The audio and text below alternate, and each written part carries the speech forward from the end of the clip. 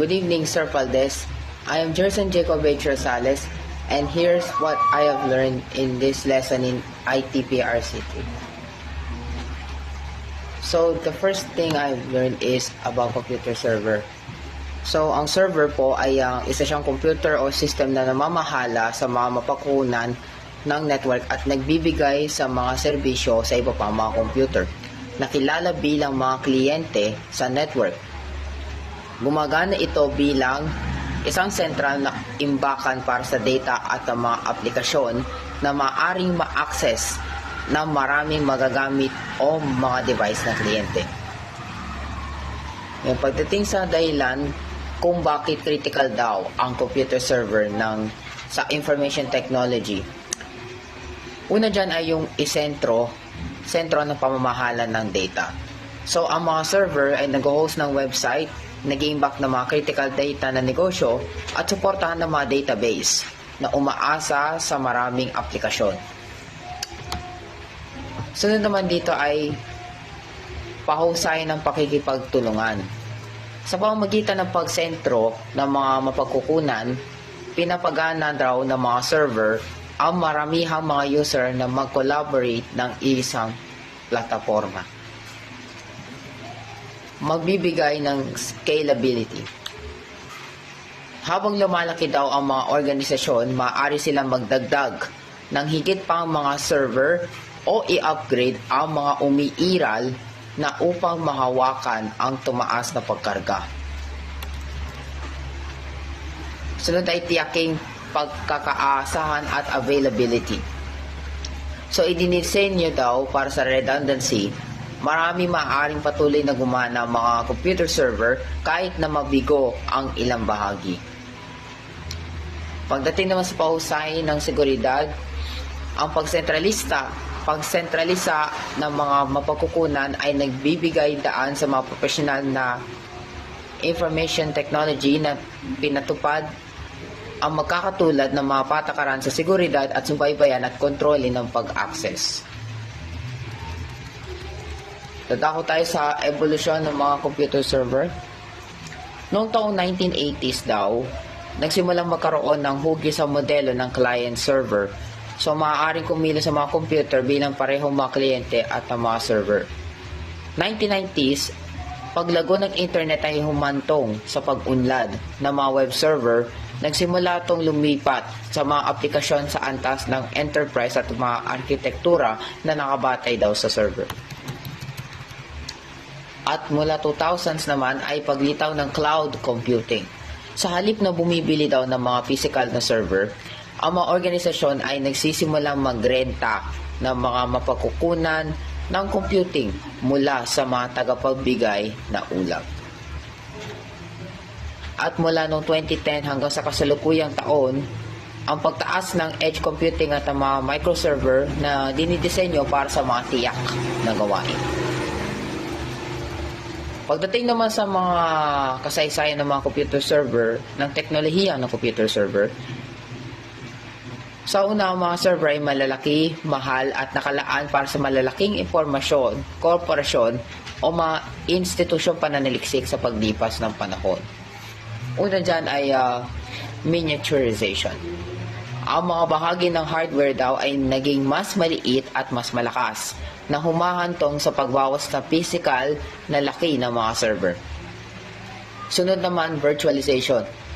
Ang teknolohiyang ito ay nagpapahintulot sa isang server na nagpapatakbo ng maramihan ng mga operating system ng sabay-sabay na nagpapalaki sa paggamit ng mapagkukunan. Green technology. Habang ay tumataas ang mga gastos sa kuryente at mga alahani sa kapaligiran, lumago naging prioridad ang mga server na matipid daw sa enerhiya. At pinag-isa itong solusyon sa imbakan. Dito sa evolusyon ng mga pangangailangan ng pag-iimbak ng data, mga server daw na isinama sa mga advanced solution at imbakan. So ito yung dahilan kung bakit specialized ang hardware. Kailangan ng specialized hardware.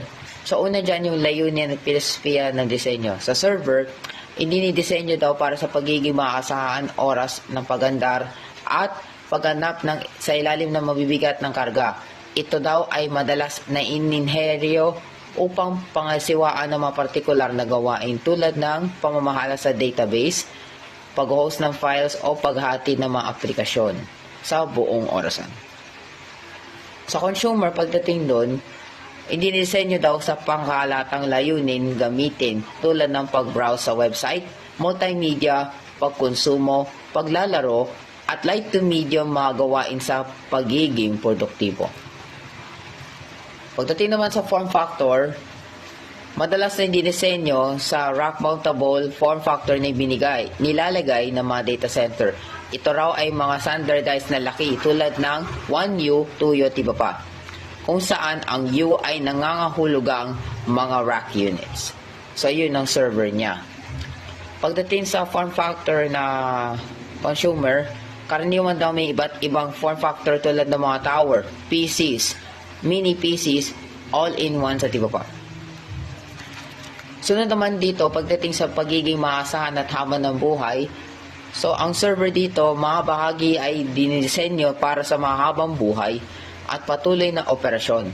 Maaaring kabilang po dito mga tampok tulad ng memorya ng Error Code Correcting Code or ECC na maaaring makikita at magtama ng katiwalian ng data. Sa consumer naman, habang maasahan pa din, ang mga bahagi maaaring hindi makakaroon ng parehong diin sa tuloy-tuloy na operasyon at pagwawasto ng error o pagkakamali.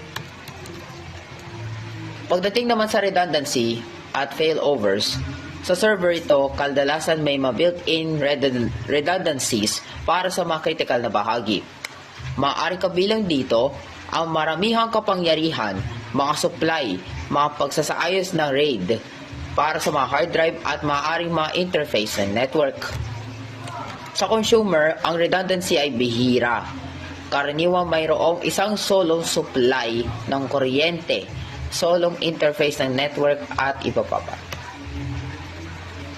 Pagdating naman doon sa kakayahang pamahalaan, sa server ay may advanced na remote mga tools sa pamamahala tulad ng Intelligent Platform Management Interface o tinatawag na IPMI na nagpapagana sa information technology, mga professional upang subaybayan at pamahalaan ng mga server, malayuan kahit na nag-crash ng pangunahing operating system o OS. Sa consumer po naman ay karaniwan ng remote na pamamahala na mas basic, kadalasang umaasa sa software ng third-party mga solusyon. Pagpapalawak. Sa server ay pangkalatan ay nag-aalok ng higit pa mga puwang at mga bay sa kargatang random access memory, imbakan at pagpapalawak ng mga card. Ginagawa itong mas madali at pang-upgrade at pagpapalawak